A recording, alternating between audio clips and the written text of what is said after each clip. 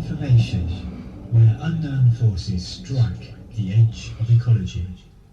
From issue number 3, Winter 1999, The War for More, Weapons, Conflict and Mind Control. War and conflict are issues which run through much of this issue of the information, both political and technological. To put it simply, war is one group of humans not liking another and using force against them, usually over territory or beliefs. Whether it's Stone Age tribes whacking each other with clubs, jets launching missiles at cities, or secret weapons being used in a covert manner, war has much the same pattern. It can exist against a definite named enemy or parts of society the authorities do not accept. One man's freedom can be another's suppression, so if we go to fundamentals, it must be addressed as a moral issue. But who is good and who is bad? Few have halos round their heads, so who has the Satan horns? It seems best to look at the psychology of an individual or society. Do they care for others and treat them with respect? We may not agree with different cultures, but if we can at least tolerate or understand them, then we are unlikely to be warlike. We need to recognise these moral values in the form of basic human rights which apply to the whole population of this planet, even those we might think of as enemies. However, a peaceful and beneficent scenario has not been one pursued by the forces which run the world. The Information attended an excellent conference on May 30th, 1998, in London, organised by Amnesty International and Oxfam. Human rights, arms and war were covered. It was amusing to see the dreaded C word, conspiracy, mentioned a few times. Certainly to a conspiracy theorist, many factors referred to would fit a view of a world manipulated by powerful, shady groups. One major part is the industrial military complex, named as such in an arms control workshop, which makes a fortune from international arms sales, often to repressive regimes. Those trying to trace such sales in Britain have met a blank wall. Bizarrely, Communist China lists all sales publicly, while Britain can offer only no trade in this heading or totally suppressed. This refers to jets, tanks, etc., not anything more secret.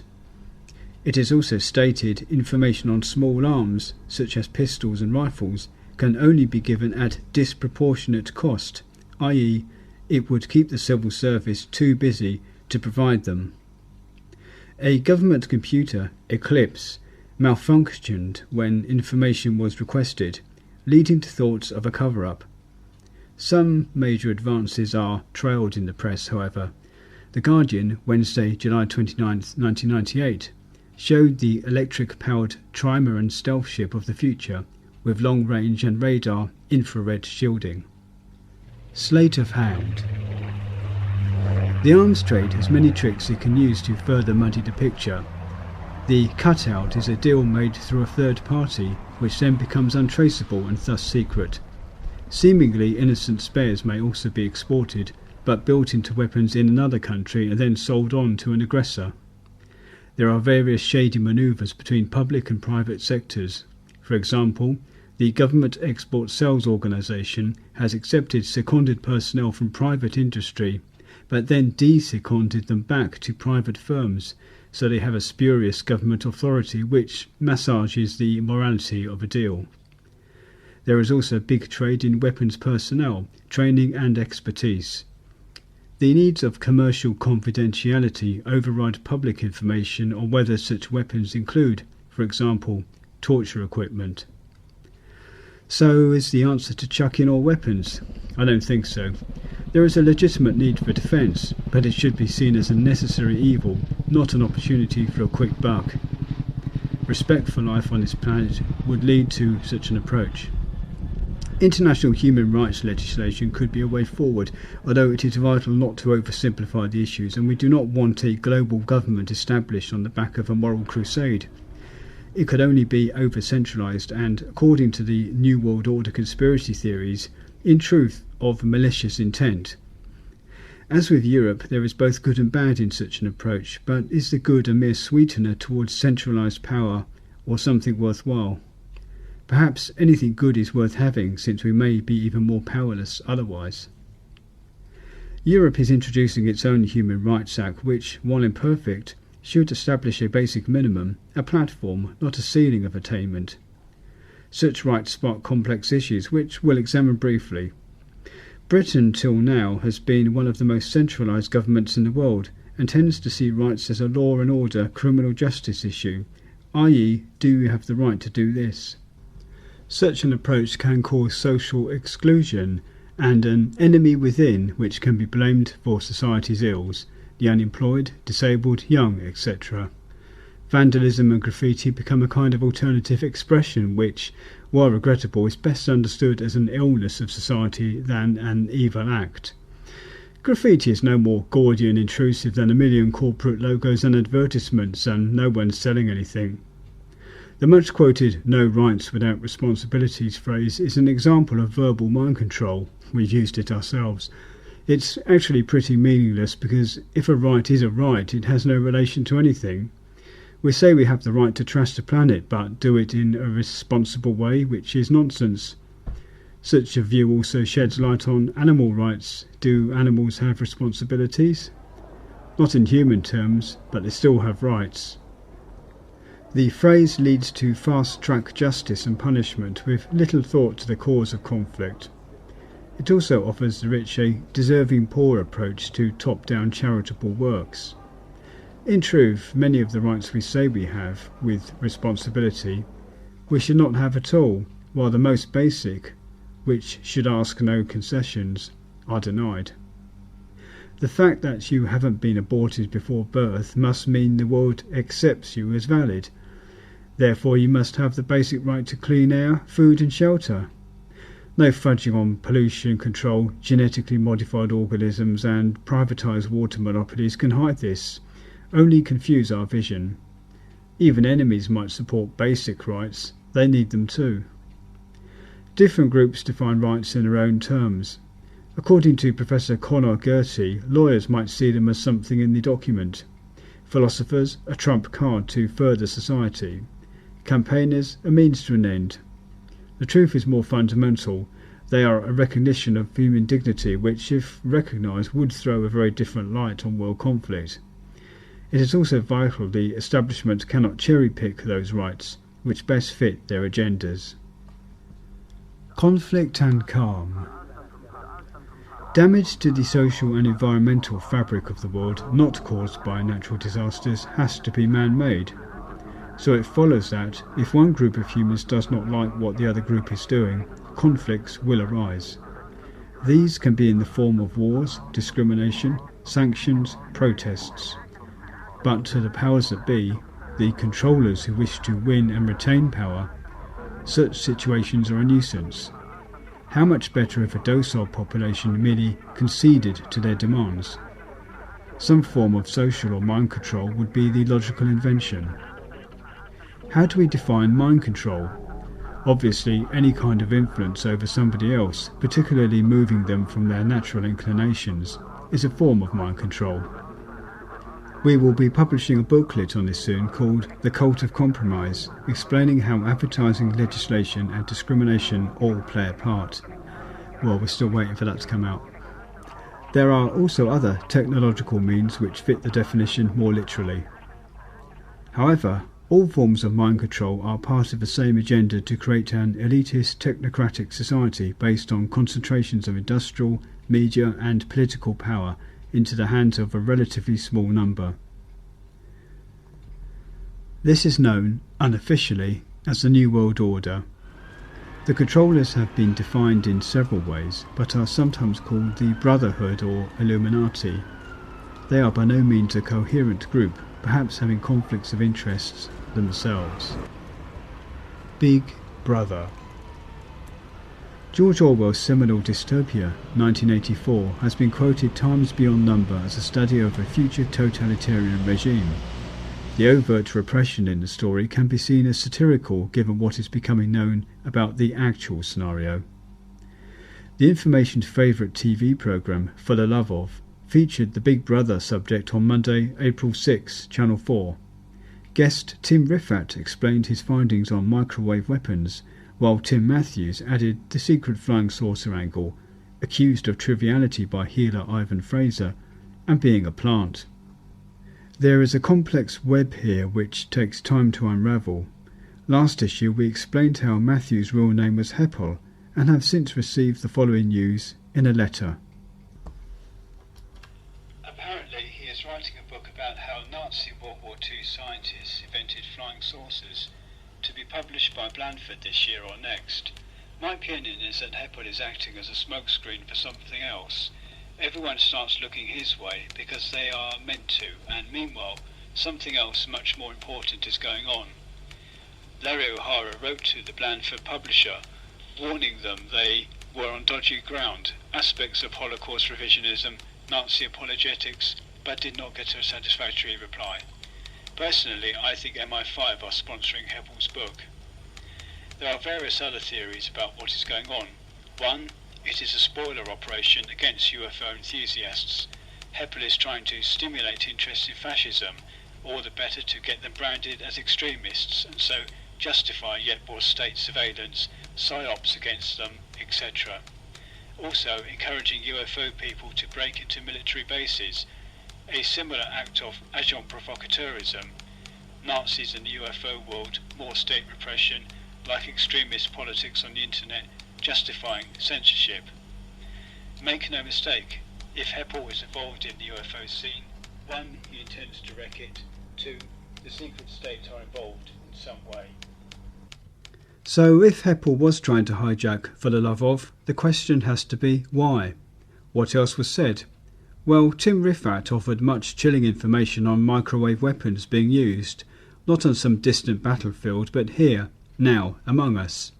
He had been around Brighton with a microwave counter, detecting numerous emissions. The information contacted Mr. Riffat, who sent us far more detail.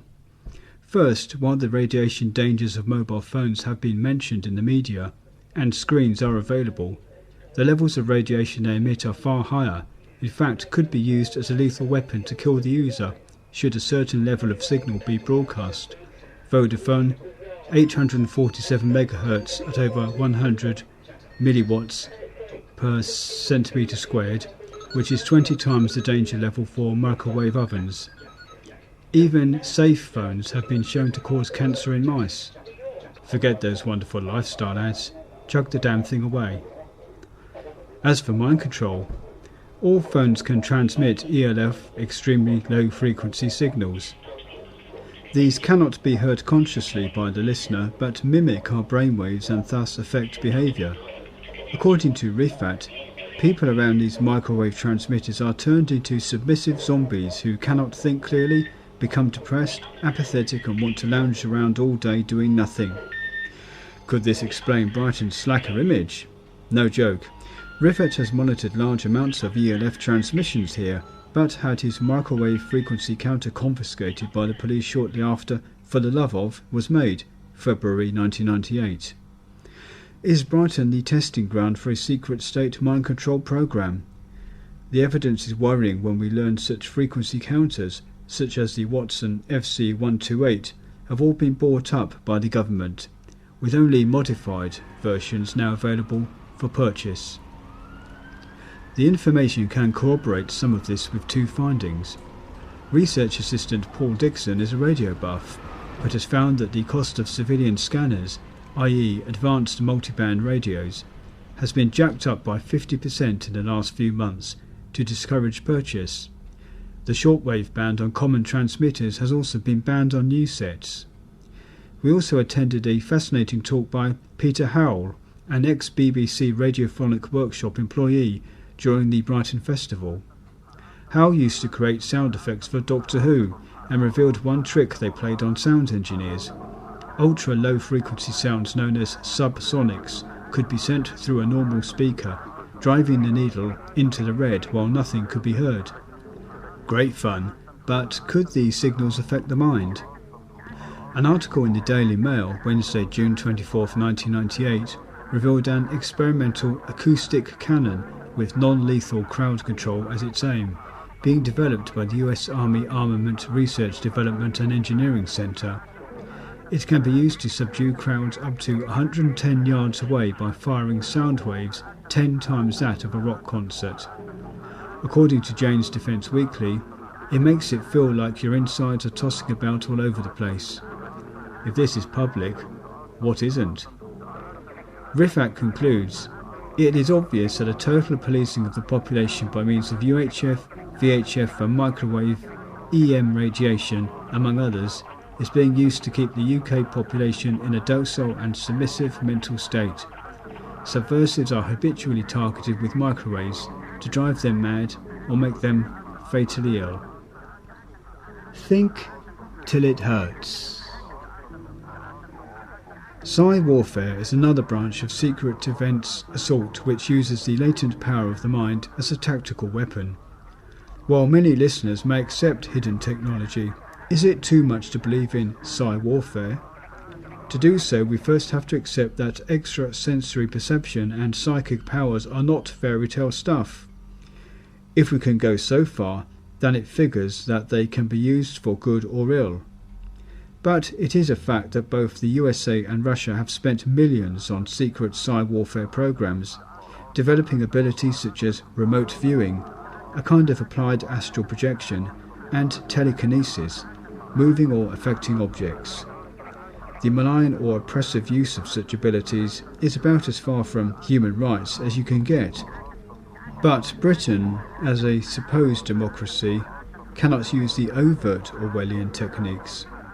Does Blair's government know all this, or are they merely naive puppets of the true power brokers?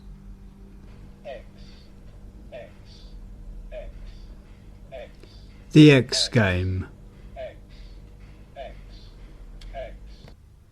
There is highly convincing evidence to suggest the 1992 general election was actually a Labour win, but a few votes were manipulated to create the Tory win, surprising Maury, etc.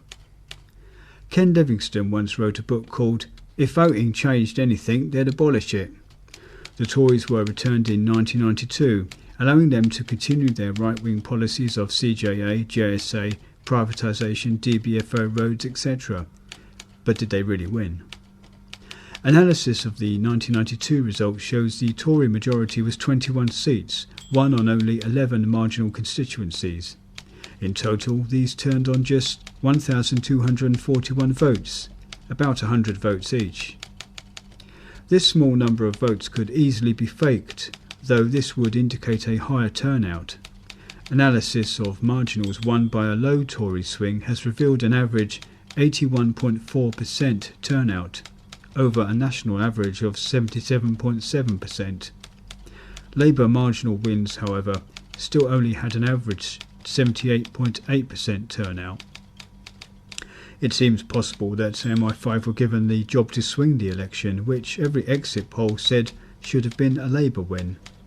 The theory was outlined in fictionalised form in the thriller Game 10 by James Long, Simon & Schuster, 1994.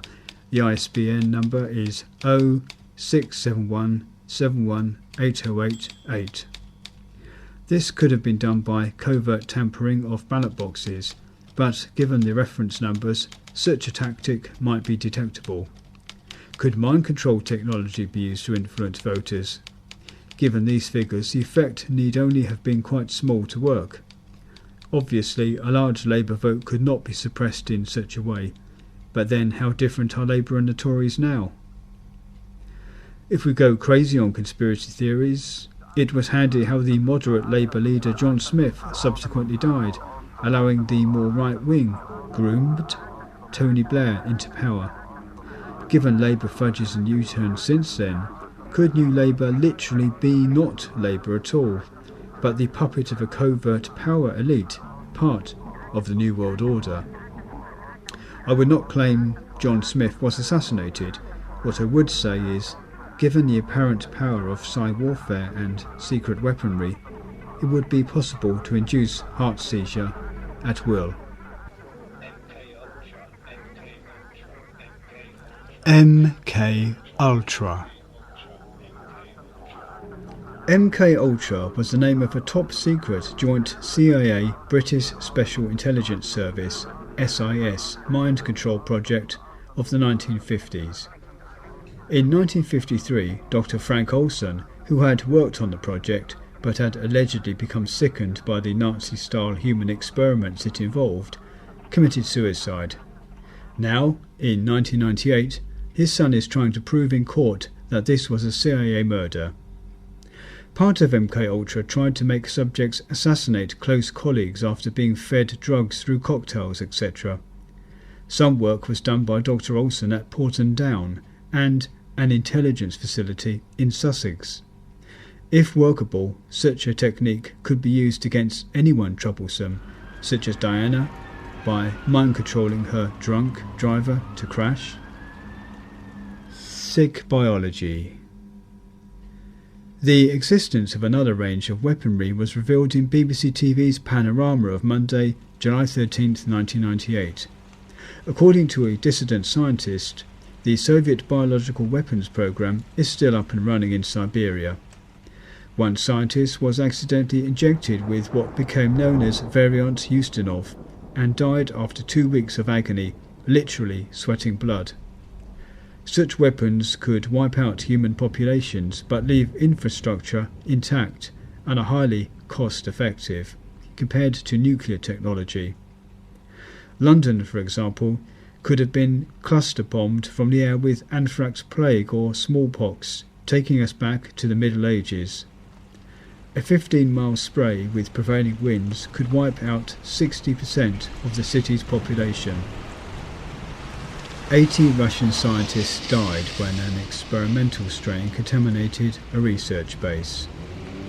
Britain and the US have apparently ended all offensive biological research and have defensive capability, vaccinations only. The Russian position is illegal since they are signatory to non-biological treaties. Making deadly toxins is a little bit more difficult than making beer, with recipes available on the internet with no moral qualms by fringe scientists. Even Britain's secret Porton Down biological warfare base regard this as highly dangerous, the poor man's nuclear bomb. Interesting to note, Greenpeace planned to assemble a nuclear bomb a few years ago to show how easy it would be.